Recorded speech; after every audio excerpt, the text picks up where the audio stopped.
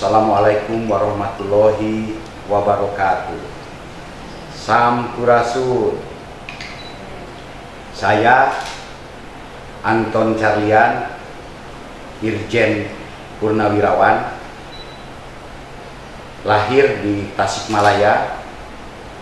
Dulu pernah menjadi Kapolda Jawa Barat, pernah menjadi Kadif Humas Polri dan Kapolda Sulsel. Sebelum itu pernah juga menjadi Kapolwil Priangan. Dalam kondisi sekarang, saya alhamdulillah sekarang aktif sebagai pemerhati budaya. Karena sejak dulu juga saya sudah mencintai budaya. Kalau bangsa ingin besar, bangunlah budayanya. Seperti Jepang bisa maju karena restorasi Meiji. Makanya dari itu saya juga ingin mencoba berbuat, membangun sedikit budaya di Tatar Sunda. Yang pernah saya lakukan antara lain membangun Tugu Kujang di Kampung Naga, karena Kujang itu adalah satu-satunya lambang dari lambang-lambang provinsi yang membedakan dengan provinsi lainnya. Dan ini Kujang pun juga merupakan salah satu senjata dari orang Sunda, yang berarti katanya kudu kukuh karena janji, kudu kuat jangjangna. Itu arti Kujang. Saya pun juga mencoba membangun Gong Perdamaian Dunia di Karangkamuyan sebagai suatu perlambang bahwa tanah Sunda adalah tanah damai, tanah yang mencintai kedamaian. Sehingga apabila ingin kedamaian, datanglah ke tanah Sunda. Di samping itu, saya pun juga ingin mencoba melestarikan situs-situs yang ada, karena keberadaan situs-situs di Tatar Sunda di Jawa Barat itu sangat memprihatinkan. Makanya saya buat papan-papan peringatan agar jangan merusak situs-situs yang sudah ada. Di samping itu pun juga saya mencoba untuk menyelamatkan beberapa situs, antara lain yang kita coba relokasi, yaitu pemakaman kuno terbesar di Nusantara, merupakan pemakaman Muslim, yaitu di Walahir di Singaparna, Lewisari. Baru-baru ini pun juga kita mencoba membuka sebuah situs, atau mungkin dikatakan yang diperkirakan situs, yaitu di Jahiang. Di sana ditemukan circle stone dan juga ada salah satu parit yaitu Gua Mahar. Karena ternyata berbicara parit ini, budaya Sunda itu adalah budaya parit. Para raja zaman dahulu baru membuka, baru berani menulis sebuah situs, baru menulis di dalam sebuah prasasti apabila sudah bisa membuat parit. Ini bisa kita lihat misalkan di dalam prasasti Kawali yang ditulis oleh Prabu Wastu Kencana. Di sini pernah ada seorang raja, Prabu Wastu Kencana, yang sudah membuat parit keliling kota Kawali. Jadi yang dikatakan adalah parit. Kemudian kedua juga Prabu Jayadewata alias Si Baduga Maharaja ketika membuat Tugu Batu di Bogor, dikatakan juga di sini pernah ada seorang raja yang bernama Jayadewata alias Si Baduga Maharaja yang sudah membuat parit. Ketiganya juga yang paling besar yaitu di Galunggung di dalam prasasti Geger Hanjuang disebutkan Batari Hyang Nunyusuk di Galunggung, yaitu seorang Batari Hyang Raja Galunggung yang sudah membuat parit di Galunggung. Dan parit ini yang terbesar adalah adanya di Galunggung. Jadi berbicara parit itu merupakan budaya khas Tatar Sunda, budaya khas Jawa Barat, di mana sampai saat ini budaya parit itu masih tetap dilakukan oleh generasi-generasi penerusnya. Salah satu buktinya tadi adalah di Jahiang, anak seorang Pakuwon itu Pakuwan mau menikah, calon mantunya itu dipersyaratkan boleh menikahi putri saya, tetapi harus mampu membuat parit. Dan sekarang pun juga budaya parit itu ternyata masih dilakukan oleh masyarakat sekitar Galunggung. Misalkan Maeroh membuat parit sepanjang 5 km, bisa mengairi ratusan hektar sawah dan bisa mendapatkan kelapa taruh. Yang terakhir, Abah Harun juga sudah membuat 3 parit, sekarang sudah mampu mengairi sawah lebih dari 500 hektar, dan alhamdulillah Abah Harun pun juga dapat SCTP Wood. Itulah beberapa budaya Sunda, dan masyarakat adat tradisi Sunda ini mempunyai satu kekhasan yang sangat unik, di mana kalau masyarakat adat yang lain itu biasanya agamanya itu agama Sunda Wiwitan atau Islam Sunda, tapi khusus di Priangan di sini justru masyarakat adatnya itu kebanyakan beragama Muslim. Seperti di Kampung Luku beragama Muslim, di Kampung Naga beragama Muslim, di Kampung Kute, di Ciamis juga beragama Muslim. Artinya bahwa agama Islam itu sudah sejalan dengan agama-agama sebelumnya, sehingga begitu Islam masuk, maka Islam diterima sebagai agama dari masyarakat-masyarakat adat terdahulu. Kenapa saya sekarang lebih konsen sebagai pemerhati budaya? Karena ada sebuah pepatah yang kita semua tahu, kalau ingin menghancurkan bangsanya, hancurkanlah budayanya. Bagaimana dahulu kita pernah mengalami hal ini ketika Aceh begitu sulit ditaklukkan, tetapi dengan adanya operasi yang dipimpin oleh Snuk Nugroho, maka Aceh Padang bisa ditaklukkan dengan kekuatan budaya. Demikian juga mungkin kalau masalah ekonomi kita bisa saja tidak berdaulat 100%, bisa dipengaruhi oleh negara lain. Begitu juga politik, bisa saja kita tidak bisa berdaulat. Tetapi berbicara budaya, budaya adalah entitas, ciri khas dari sebuah bangsa. Jadi kalau bangsa betul-betul ingin tegak, bangsa betul-betul ingin maju, mulailah dengan pembangunan budaya sebagaimana yang sudah saya sampaikan terdahulu. Bagaimana Jepang bisa hebat karena restorasinya. Begitu juga Inggris sebagai negara superpower, sebagai negara yang paling maju di Eropa, tetap mempertahankan tradisi-tradisi kerajaannya. Demikian juga Belgia, demikian juga Jerman.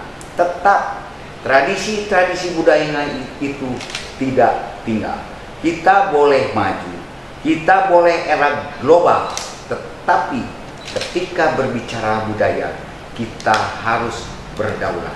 Karena budaya merupakan entitas, merupakan ciri khas daripada bangsa itu sendiri. Bangsa yang besar adalah yang mampu mempertahankan budayanya sehingga mampu menjadi sebuah budaya yang unggul.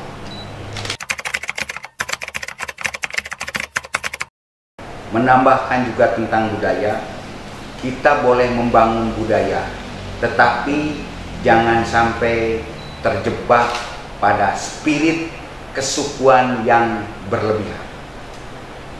Orang Sunda silakan bangun budaya Sunda, orang Jawa silakan bangun budaya Jawa, orang Bugis silakan bangun budaya Bugis, tapi tetap untuk memperkuat nasionalisme, tetap untuk memperkuat NKRI. Kenapa? Karena budaya nasional itu merupakan puncak daripada budaya daerah. Kalau kita mau jujur, kita katakan apa yang dinamakan tarian Indonesia. Tidak ada tarian Indonesia, yang ada adalah tarian Bali, tarian Kecak, tari Jaipong, dan lain-lain. Sehingga seandainya budaya daerahnya maju, maka Indonesia pun juga akan lebih maju. Kemudian berbicara situasi politik saat ini berhubungan dengan masalah budaya di negara-negara internasional kemarin, khususnya di Timur Tengah, banyak negara-negara yang hancur. Karena kenapa? Karena banyak yang menjual politik kekuasaan dengan berkedok agama. Dan ini pun juga sudah sampai ke Indonesia. Politik kekuasaan tetapi diselimuti, dijubahi pakai kedok agama. Kalau cuman pakai kedok agama saja sudah begitu berat. Jangan sampai nanti budaya pun juga dijadikan sebagai alat untuk meraih kekuasaan. Sebagaimana yang terjadi kemarin, adanya Sunda Empire, adanya King of the King.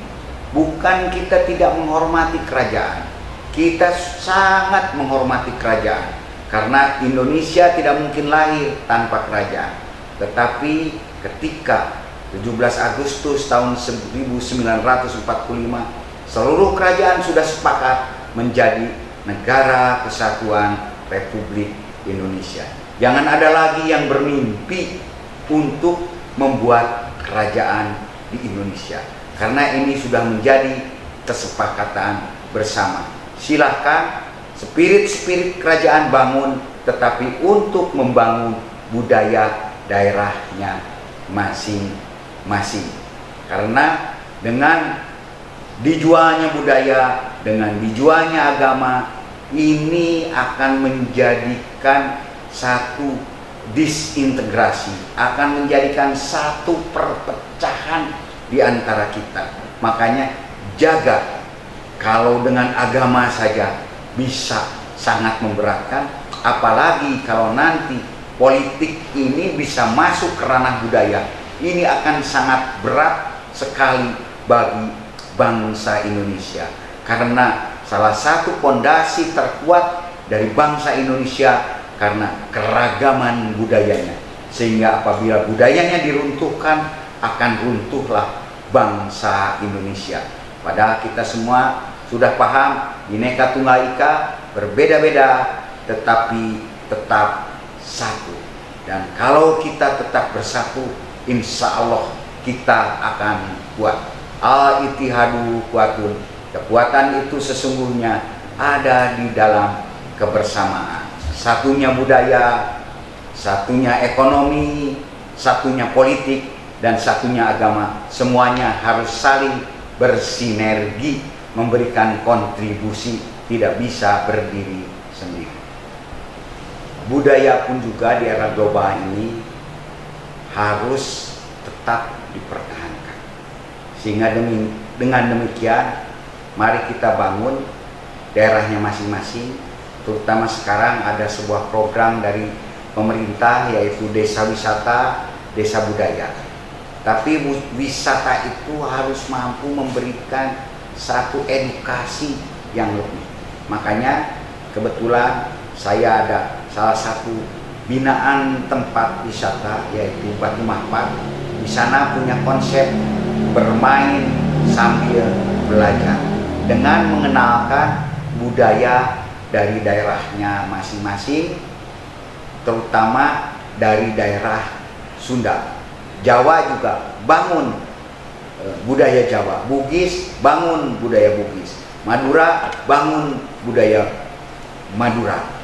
Yang paling bagus mungkin sekarang sudah kita lihat adalah bagaimana cara Bali membangun sebuah budaya. Namun budaya ini agar tidak lenyap, agar tetap diingat, harus divisualkan. Makanya di Batu Mahpat di sini ada, misalkan kita buat museum. Ada museum tentang sejarah, ada museum juga tentang yang sifatnya religius, yaitu kitab-kitab Al-Quran kuno. Ada juga museum tentang lingkungan hidup. Di sini ada museum awi atau museum bambu, ada arboretum yaitu taman hutan raya mini. Di sana memperkenalkan jenis-jenis pepohonan. Ada juga tentang taman wisata agro, ada kebun coklat, kebun kopi, kebun buah naga, dan lain-lain. Dan di samping itu pun juga di sini budaya dengan agama bisa berkolaborasi menjadi satu. Di sini ada tentang wayang, bagaimana dulu wayang bisa menjadi salah satu alat penyebaran agama Islam. Ditampilkan juga tokoh-tokoh agama Islam, penyebar agama Islam di Tatar Sunda, seperti Sunan Gunung Jati, ada juga Sultan Hasanuddin, ada juga Pangeran Kian Santang, kemudian Datuk Kahfi, kemudian juga Syekh Kuro, dan tokoh-tokoh Islam masa kini seperti Abah Anom, Abah Sepuh, Kiai Haji Ikhlas Ruhyat, dan lain-lain. Ini pun juga mereka pun juga dulunya itu menyebarkan agama Islam dengan tetap mengedepankan, dengan tetap tidak meninggalkan tradisi-tradisi dan budaya setempat. Itulah mungkin yang perlu kita kembangkan. Mari kita lestarikan budaya kita, karena siapa lagi yang akan melestarikan budaya Sunda kalau bukan orang Sunda. Ini klise memang, tetapi di zaman global ini bukan hal yang sangat mudah. Siapa lagi yang akan melestarikan budaya Jawa kalau bukan orang Jawa? Orang asing tidak akan peduli, apalagi orang-orang yang lain. Makanya dari itu kita boleh modern, kita boleh maju, kita boleh berwawasan global, tapi hati kita tetap harus berwawasan lokal.